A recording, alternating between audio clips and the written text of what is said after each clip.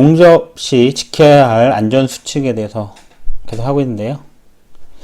이게 제가 평소에도 용접 현장에서 제가 이렇게 좀 지시하는 입장이 되었을 때는 이런 안전에 관한 거 계속 얘기도 많이 해줬고, 저희 후배 용접사들이 이런 거 지키지 않을 때 저 따끔하게 얘기하거든요. 안전은 목숨과 관련된 거라, 사람 목숨과 관련된 거잖아요. 안전을 지키지 않을 때는 저는 쌍욕해버리거든요.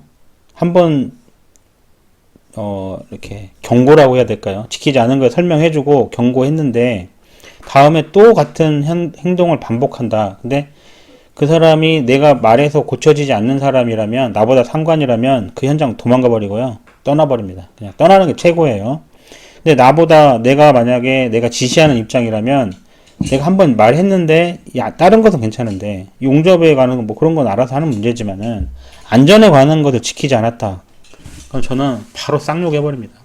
저는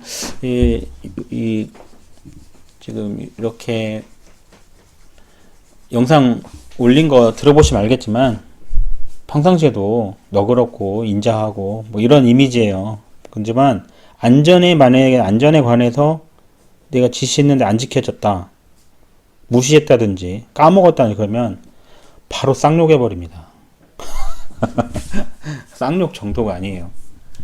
굉장히, 왜냐면 그 행동으로 인해서 나 다치는 건 괜찮은데 자신 이외에 다른 사람이 다칠 수 있단 말이에요.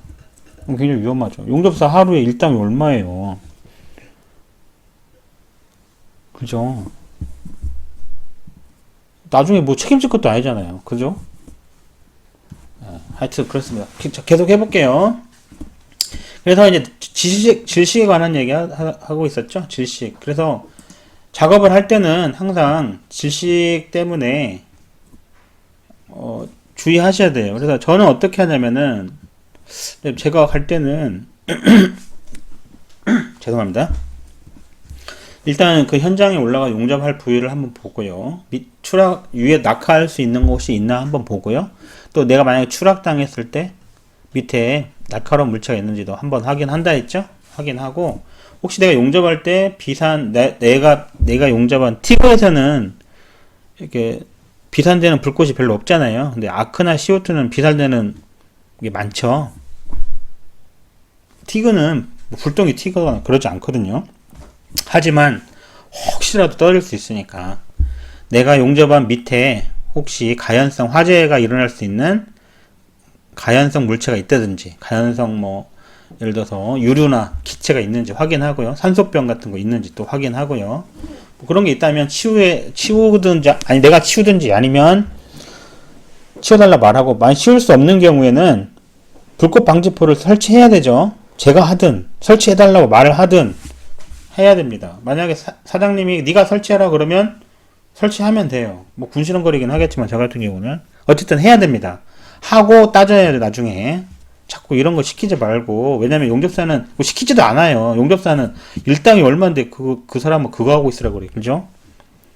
용접사가 일을 안 하면 그 현장이 끝나질 않잖아요. 지금 이분이 막 용접을 여기를 했는데 이걸 빨리빨리 용접을 끝내서 RT 찍고 해야, 끝내야 이게 돈을 받을 거 아니에요, 사장님들이. 근데 용접사가 막 그런 거 불꽃 방지포 설치한다고 막 반나절 보내고 그러면 모든 사람이 수습되잖아요. 그래서 그런 경우는 극히 드물어요. 작은 현장에서는 뭐 그렇게, 또 그 배관사나 재관사가 이렇게 뭐라고 하죠? 안 좋은 말로 이렇게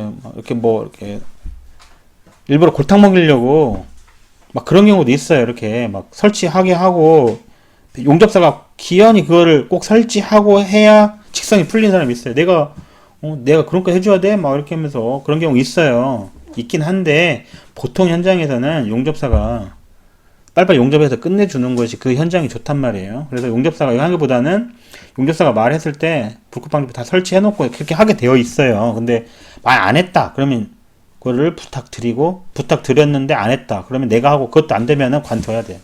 그런 현장 관둬야 됩니다. 누가 하나 진짜 죽어야 끝나요, 거기는. 어쨌든 그렇고요. 그래서 불똥이 이게 튀길 수가 있으니까 밑에 혹시 가연성 화재가 일어날 수 있는 가연성 유체나 기체, 뭐 기타 등등, 뭐 산소병이나 이런 게 있는지 확인하고요. 만약에 옮길 수 없는 경우라면 불꽃 방지포 설치해가지고 비산 방지포를 설치하는 거죠. 요새 이게 탄소 섬유로 잘 나와요. 탄소 섬유로 해서 탄소 섬유 이렇게 깔아 놓으면은 불꽃 튀어도 아무 좋지 않습니다. 이거 별로 이거 사달라면 다 사주거든요. 사장님들이. 이거 안 사주는 사람 저는 아직까지 못 봤어요. 갖고 다니기 귀찮으니까 용접사들이 안 갖고 다니지. 근데 갖고 다니면 저는 조그맣게 갖고 다니면서 혹시 그런 경우는 아니면 미리 말해가지고 좀 설치해달라고 미리 말하거든요. 그럼 다 해놔요. 어쨌든 그렇습니다. 그래서 밑에 혹시 그런 게 있는지 확인하고요. 그 다음에 밀폐된 공간에 용접하는 경우는 항상 배풍기 설치하고요. 가스, 산소 농도 확인하고 이상 없을 때 들어갑니다. 들어가서 하되 아까 잠깐 설명했지만 이런 네모난 공간에 박스가 이렇게 큰 구조물을 만드는데 이게 밀폐되어 있다 하면 여기서 뭐 이렇게 구멍이 있어가지고 여기서 이렇게 사다리를 통해서 들어가는 뭐 하여튼 뭐 여러 가지로 생각해 볼 수 있는데요. 사람이 들어갔어요. 이렇게 사람이 들어갔다면 배풍기 설치하고요. 배풍기 설치해서 계속 빨아내야 한다고 했죠. 산소농도 측정하고 그 다음에 2인 1조로 항상 작업해야 되고요. 왜냐면 하나 죽으면 누구 하나 빨리 나가서 구조 요청해야 될 거 아니에요.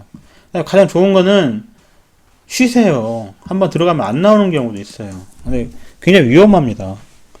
굉장히 위험해요. 그리고 더운 날은 질식할 수도 있기 때문에 에어 자켓 꼭 차고 들어가시고요. 저 같은 경우는 이 깡통에다가 차가운 여름철 같은 경우는 물 올려서 가거든요. 물 올려서 가고 그렇습니다. 뭐 이런 밀폐된 공간에 분진이 많기 때문에 지금 이분도 보면 이게 지금 요게 마스크죠? 방진 마스크. 특히 그 몸에 닿는 부분은 실리콘으로 되어 있는 방진 마스크 착용하시는 게 좋고요. 방진 마스크 안 쓰고 용접하시는 분 요새는 없는데 예전에 계시던 분들 옛날에 용접하시던 좀 나이 있으신 용접사들은 이거 마스크 안 차고 하시는 분도 많거든요. 그런 거 절대 보고 따라해서는 안 됩니다. 용접할 때 요게 이온화 되잖아요. 금속이 이온화 돼서 이게 알곤과 함께 같이 이렇게 공기 중에 날아다녀요. 그게 폐에 들어가면은 숨 쉴 때 폐로 들어갈 거 아니에요. 마스크를 끼고 있으면 걸리기 상관없는데 마스크 안 끼고 있으면 폐에 들어가서 박혀버립니다. 미세하게. 그럼 어떻게 되겠어요? 폐에서 녹이 슬겠죠. 금속이. 네, 그런 것들이 암을 유발할 수도 있습니다. 그러니까 반드시 방진 마스크 쓰셔야 돼요. 방진 마스크 안 쓰고 제가 유튜브 영상 보니까 막 용접 가르쳐준다 이렇게 실기 영상 올리신 분들이 꽤 있던데요. 쓰리파 신고 하신 분도 꽤 많더라고요. 방진 마스크는 기본으로 안 끼고 하고요. 맨손으로 하시는 분도 있더라고요. 알곤 장갑 안 끼고 다 가짜입니다. 100%입니다. 저는 용접하면서 그런 거 본 적이 없어요. 어떻게 그래도 그러면 조회수가 막 몇 수십만 막 이렇게 나와요. 가짜입니다. 안전에 민감하지 않은 건 다 가짜예요. 그런 영상 볼 필요도 없습니다. 그거는 기술도 아니고 뭣도 아니고 내가 볼 때 처바르는 것도 아니고 아무것도 아니고 그냥 동네 아저씨가 그냥 씨부린 거예요. 그건. 뭐 이걸 보고 저를 이렇게 저한테 공격이 오실지 모르겠는데 아닙니다. 안전에 민감하지 않은 건 다 가짜예요.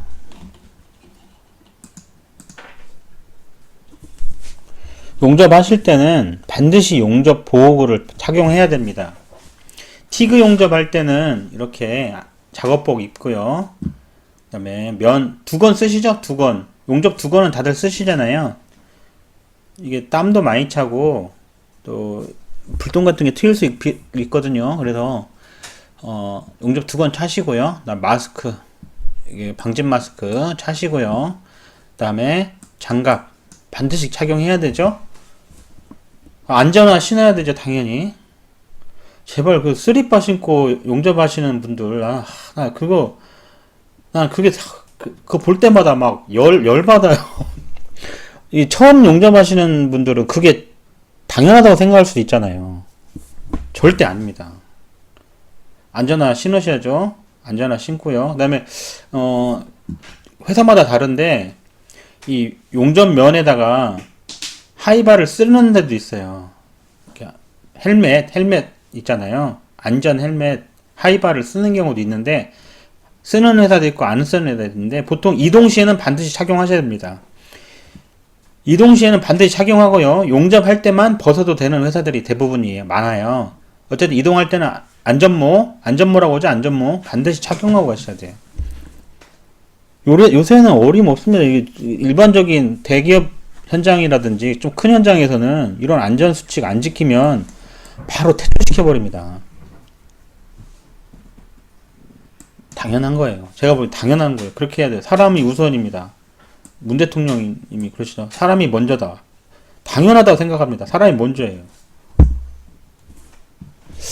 얘가 좀 어쨌든 그렇고요. 안전한 안전모 용접면 장갑 팔토시 할 수 있으면 더 차면 좋고요. CO2 용접이나 피부아크 용접할 때는 앞치마 다 착용하셔야 되고요. 당연히 착용해야 돼요.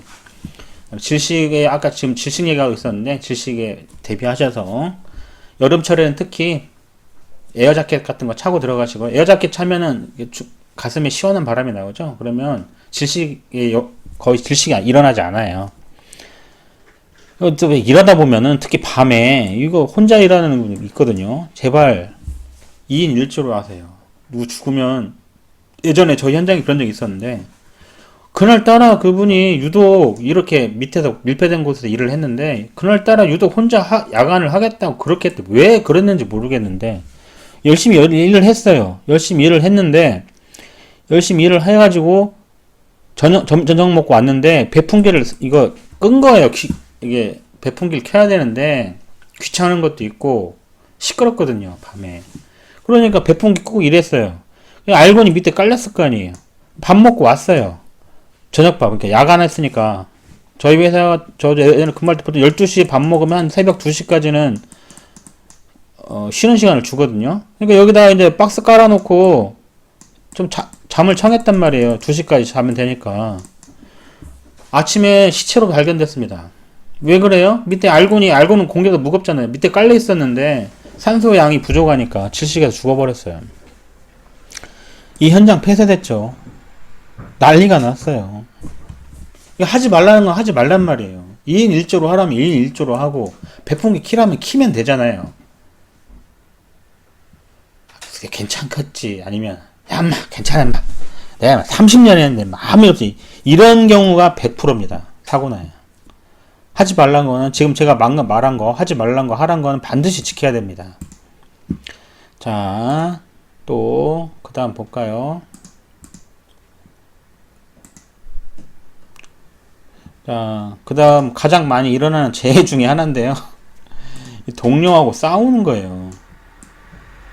이게 왜 재해냐고 생각할 수도 있는데 제가 이건 1, 2, 3, 4, 5는 제가 정한 거예요. 제가 나름대로 정한 거니까. 이 현장에는 망치 같은 거 많잖아요. 그라인더, 망치 막 이런 거 많이 있단 말이에요. 근데 여름철에 특히 겨울철에도 그렇지만 일하고 땀나고 그러면 찝찝하고 용접 안 되고 그러면 막 스트레스 받고 이런 데가 많거든요. 근데 막 또 특히 배관사나 재관사들하고 용접사하고 많이 싸우거든요. 이거 좀 잘 좀 붙여주면 좋은데 개 똥같이 붙여놓은 경우가 많아요. 그러면 또 배관사 입장에서는 이거 싱이 안 맞는데 이렇게 동심도라고 그래요. 동심도가 안 맞아요. 어쩔 수 없는 경우도 있잖아요. 근데 이제 이렇게 관이 두 개 이렇게 붙여놓은 경우 있죠. 얘는 이렇게 오고 얘는 이렇게 오면 이 단차가 생기잖아요. 단차가. 용접이 되겠어요? 이렇게 붙여놓으면 어떻게 돼요?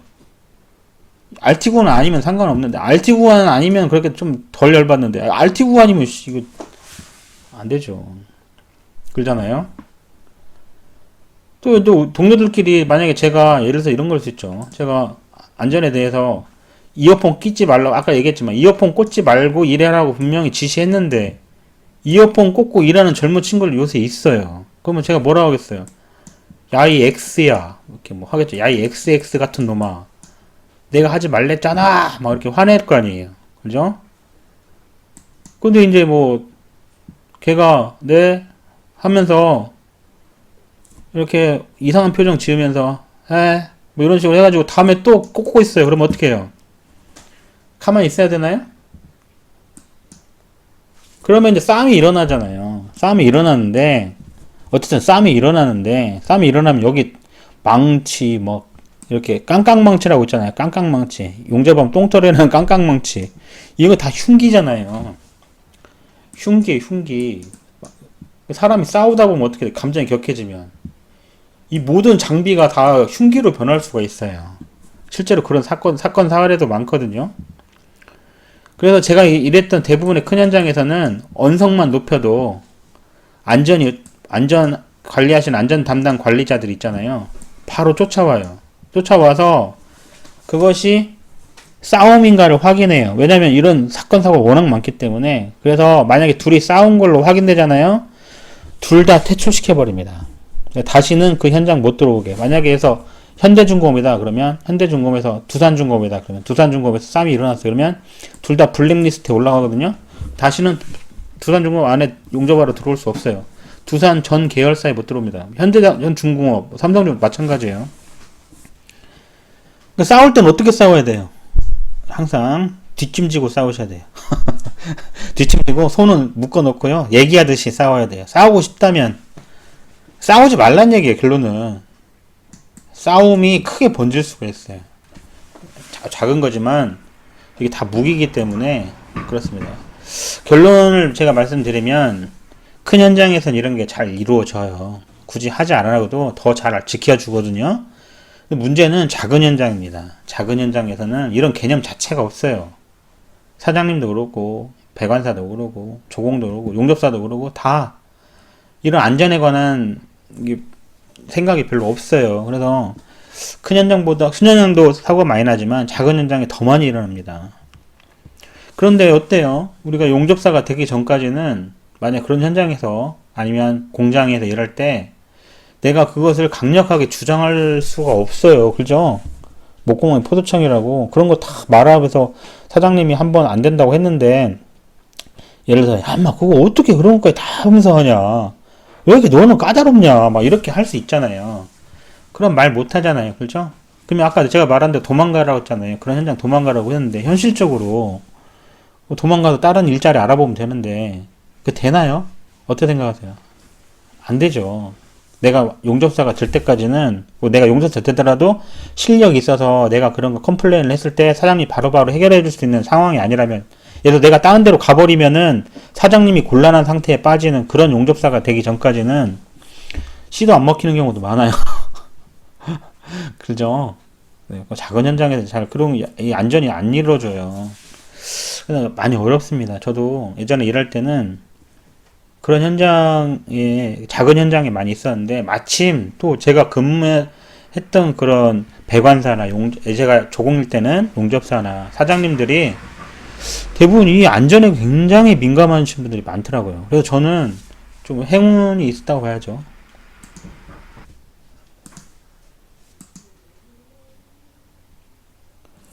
네.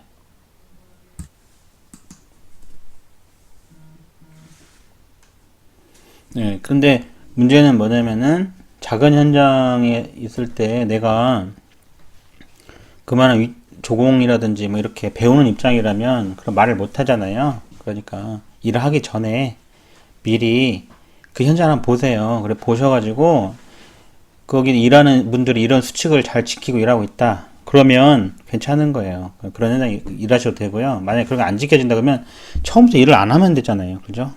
요새는 조공 모시기가 하늘의 별따기입니다. 조공이 정말 부족한 시대라 또 처음 용접 배우시는 분도 드물어요. 요새 젊은 친구들은 다 공무원 준비하러 가가지고요. 별로 없어요.